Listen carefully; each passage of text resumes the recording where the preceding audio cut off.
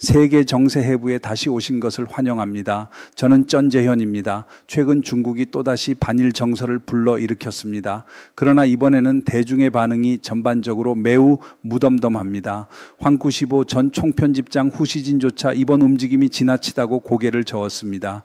종을 세차게 당겼는데 종소리가 나지 않는 장면처럼 어딘가 어색합니다. 베이징은 반일 감정을 선동했지만 대중은 시큰둥했습니다.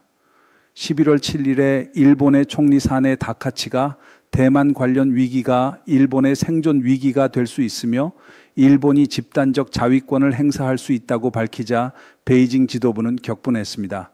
이후 중국은 외교와 군사와 정치와 경제는 물론 이른바 문화 외교와 중일, 양국 국민 간 교류 분야에 이르기까지 연쇄적인 대일 압박 조치를 동원했습니다. 익숙한 레퍼토리를 다시 틀었지만 관객은 이미 대사를 외우고 있습니다. 부당한 러시아의 우크라이나 침공에서 보았듯 선전만 커지고 실상은 비어 있을 때 대중은 언젠가 채널을 돌립니다. 중국 정치에 익숙한 사람이라면 이런 민족주의 동원 방식이 낯설지 않습니다. 중국 당국은 반일 선동을 상황에 따라 들었다 놓는 유연한 정치 도구로 사용해 왔습니다. 특히 대내외 긴장이 겹칠 때마다 이는 새로운 현상이 아니라 2000년대부터 이어진 오래된 전략이며 지난 10년 사이 빈도는 더욱 잦아졌습니다. 베이징은 반일을 부각해 국내 문제에서 시선을 돌립니다. 경기 침체와 청년 실업 급증과 팬데믹 이후 누적된 불만에 직면하면 당국은 반일 민족주의로 여론을 묶고 정권에 가해지는 압력을 낮춥니다. 부당한 전쟁을 미화하던 크렘린의 방식과 닮았습니다. 외부의 허구적 위협을 키워 내부의 진짜 고통을 가리려 하지만 전장에서는 포연히 진실을 말합니다. 이를테면 2023년부터 2025년에 이르는 경기 둔화 국면에서 이런 캠페인은 대중의 불만을 배출시키고 민족주의를 다지며 권력을 정당화하고 제2차 세계대전의 기억, 이를테면 난징 대학살을 호출해 자신들이 민족의 수호자임을 주장하며 시진핑 같은 지도자에 대한 충성심을 강화합니다. 전쟁 종식 80주년을 맞는 2025년 같은 기념의 순간에는 특히 효과적입니다. 또한 베이징은 여론을 활용해 센카쿠, 랴오위다오, 대만 문제, 후쿠시마 처리수 방류와 같은 의제를 둘러싸고 일본에 압박을 가합니다. 직접적인 군사 행동 없이도 경고 메시지를 보내는 이른바 부드러운 방식이자 동시에 아시아에서 중국의 위상을 다지는 방법입니다. 그러나 러시아의 우크라이나 침공이 보여 주듯 정이 없는 싸움은 결국 신뢰를 소모합니다.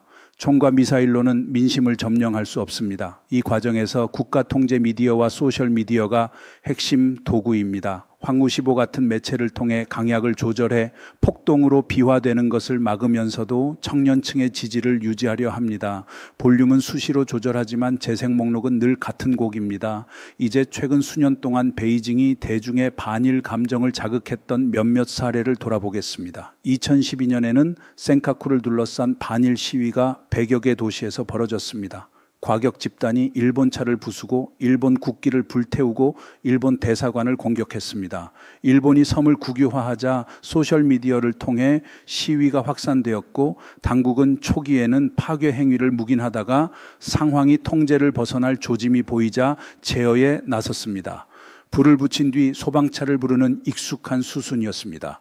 2022년에는 기모노 금지와 여름 축제 취소가 이어졌습니다.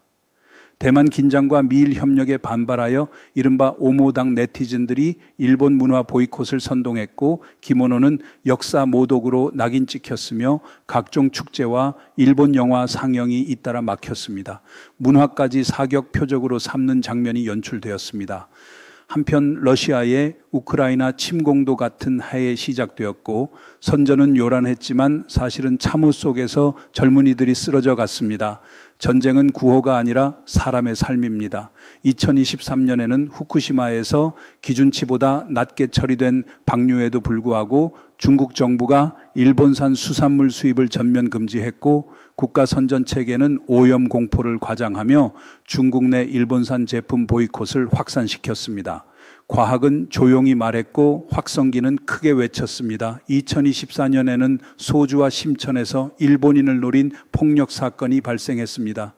소규모 반일 시위와 더불어 일본의 위협을 강조하는 보도가 이어졌고 그 속에서 개인을 겨냥한 폭력이 나왔습니다. 선동이 감정의 군중화를 부르는 전형적 양상입니다. 그리고 2025년 베이징은 또다시 낡은 카드를 꺼내 반일 정서를 부추겼습니다. 그러나 이번에는 중국 대중이 속지 않았습니다. 수법이 낡았음을 꿰뚫어 보았습니다. 어떤 이들은 혐오스럽고 어리석다고까지 평가했습니다. 상하이에서 예정됐던 아유미 하마사키 콘서트는 11월 29일 공연을 앞두고 1만 4천 장의 표가 팔렸지만 28일에 당국 통보로 돌연 취소됐습니다. 하마사키는 팬들에게 사과하며 중국인과 일본인으로 구성된 200명의 스태프가 밤낮으로 무대를 완성했으나 막판 취소가 매우 안타깝다고 밝혔습니다. 그녀는 무관중으로 전곡을 공연해 녹화하고 적절한 시점에 영상을 공개하겠다고 했습니다. 신뢰를 지키는 선택이 체면 노름과 정면으로 대비되었습니다. 러시아의 우크라이나 전장에서 군홧발이 진실을 가릴 수 없듯 무대에 불이 꺼져도 성실함은 빛납니다. 11월 30일에 하마사키는 자신의 공연 사진 9장을 인스타그램에 올렸습니다. 텅 빈 관중석을 배경으로 가수와 무용수들은 처음부터 끝까지 고품질의 무대를 펼쳤습니다. 의상과 조명과 무대와 음향이 정갈하게 준비되어 있었고 그녀는 무용수들과 마지막 인사를 올렸습니다. 그녀는 1만 4천 개의 빈 좌석이 있었지만 전 세계 팬들의 사랑을 느꼈고 중국과 일본에서 온 200명의 동료들에게 깊이 감사한다고 썼습니다. 중국의 많은 팬들은 이 글에 울컥했습니다. 취소 소식을 듣기 전부터 팬을 위한 최선의 해법을 고민한 진심이 전해졌다고 했습니다. 관객이 없는 무대가 오히려 가장 감동적인 공연이 되었습니다. 전쟁이 사람을 침묵시키려 할수록 인간다움은 더 크게 들린다는 사실을 떠올리게 합니다. 우크라이나의 겨울밤에도 그랬습니다. 소셜미디어에서는 하마사키의 계약 정신을 지켜낸 태도를 전폭 지지하는 목소리가 이어졌습니다. 문명과 직업윤리에 대한 환호였습니다. 빈 좌석 뒤편에는 수많은 이들의 박수와 환호가 있었습니다. 처음에는 그녀를 몰랐던 사람들까지 팬이 되었습니다. 상하이는 역설적인 방식으로 최고의 광고를 해버렸습니다. 이 장면은 러시아의 우크라이나 전쟁을 미화하던 홍보 문구가 참호의 진실 앞에서 힘을 잃는 순간과 닮았습니다. 가짜 영웅담은 조용한 성실함을 이기지 못합니다. 상하이 공연 티켓을 가진 37살의 한 남성 팬은 CNN과의 인터뷰에서 일본 아티스트를 제한하는 정책이 평범한 중국인이 첫 번째 희생양이 되지 않도록 합리적으로 다뤄지길 바란다고 했습니다. 정부가 여론을 이용해 맹목적 반일 감정을 일부러 부추겨서는 안 된다고도 했습니다. 조용하지만 단단한 이성의 목소리입니다. 중국의 일부 네티즌은 계약 파기를 비판했습니다. 상하이 공연은 취소되었지만 일본 가수 아유미 하마사키는 텅 빈 객석 앞에서 홀로 공연을 완주했고 스태프와 팬들에게 사과 영상을 남겼습니다. 이것이야말로 관객에 대한 존중이며 계약 정신의 구현입니다.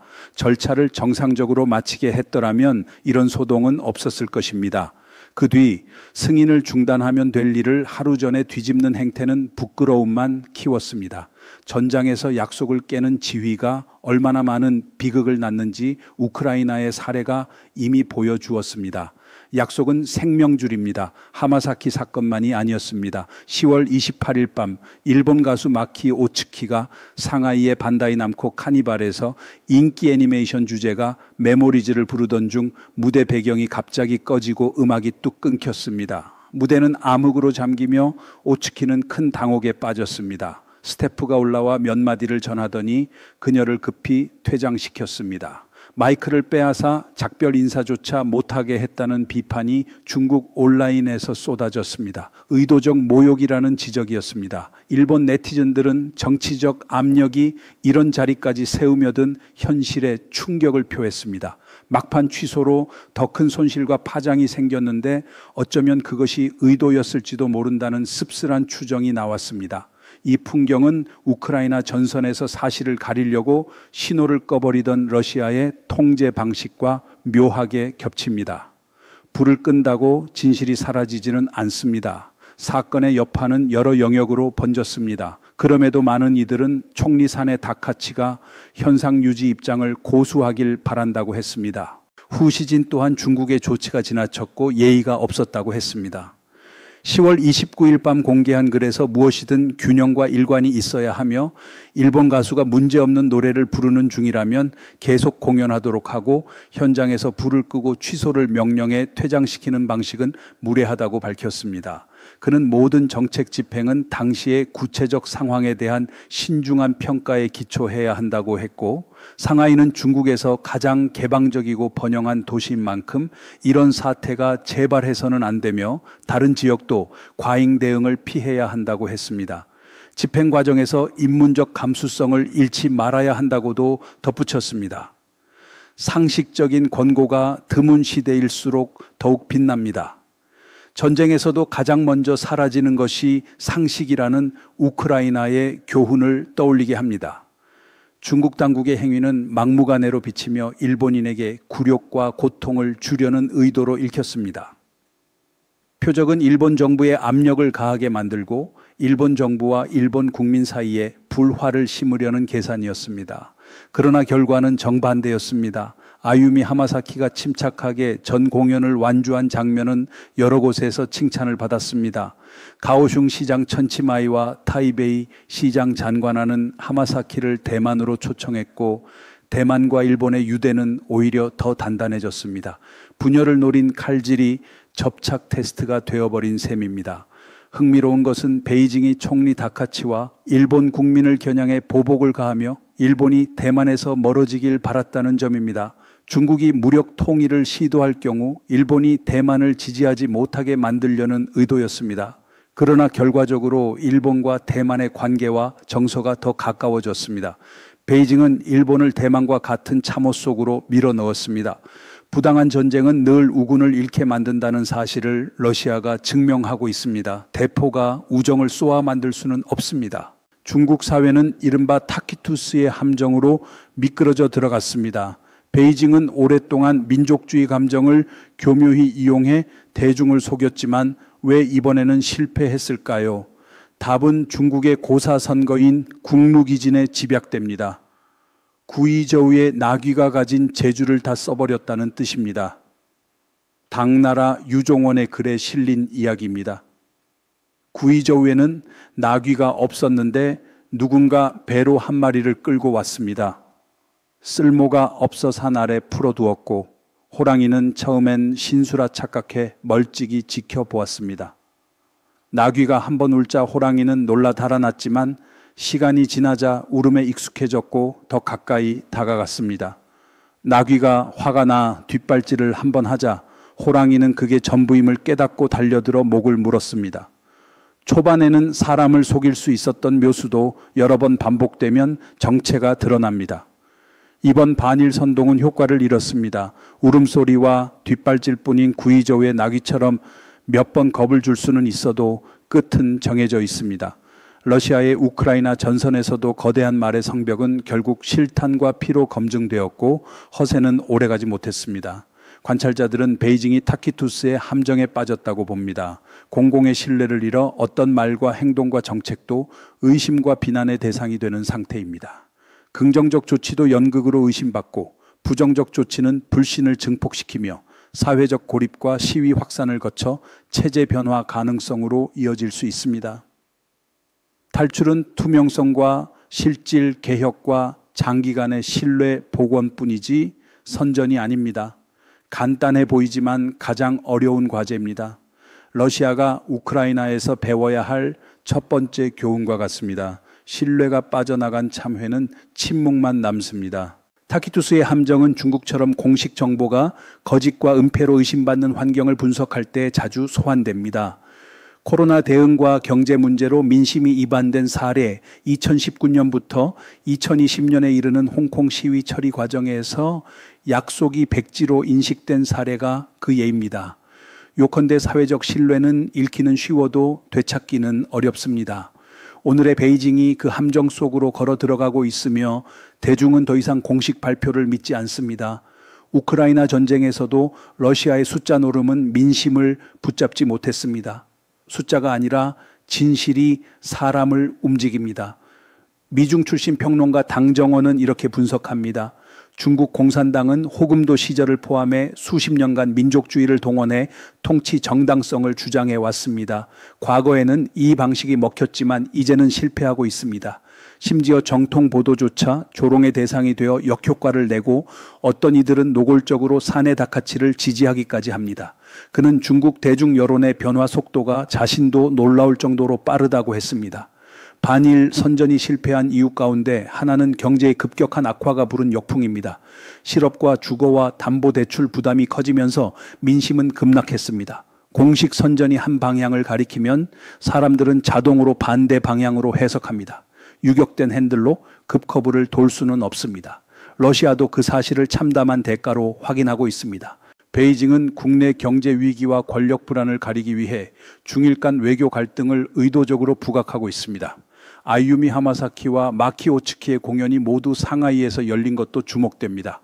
하나는 전날 밤 돌연 취소, 하나는 공연 중 정전입니다. 그런데 광저우와 베이징에서는 비슷한 사고가 없었습니다. 11월 30일에는 일본인 바이올리니스트의 베이징 공연이 무리 없이 치러졌습니다. 가장 개방적이라던 상하이가 이번엔 유독 두드러졌습니다. 왜 가장 역동적인 도시에서 일본 아티스트 둘의 사건이 거의 동시에 일어났을까요? 이는 상하이 관료가 상부의 지시를 과잉 집행해 누군가를 곤란하게 만들려 한 것일까요? 아니면 권력 투쟁의 부산물일까요? 무대 뒤쪽이 어지러울수록 전면의 연극은 삐걱거립니다. 전쟁에서도 지휘막사가 혼란하면 전선은 금세 무너집니다.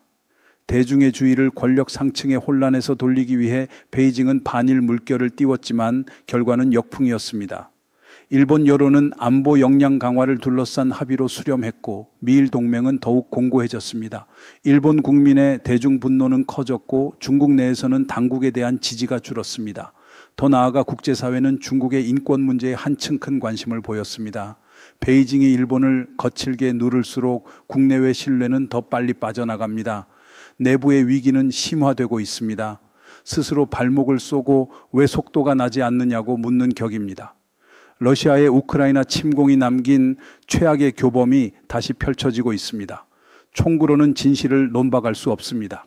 여기까지 해서 오늘의 세계정세해부를 마치겠습니다. 세계정세해부는 언제나 여러분의 의견을 기다립니다. 감사합니다.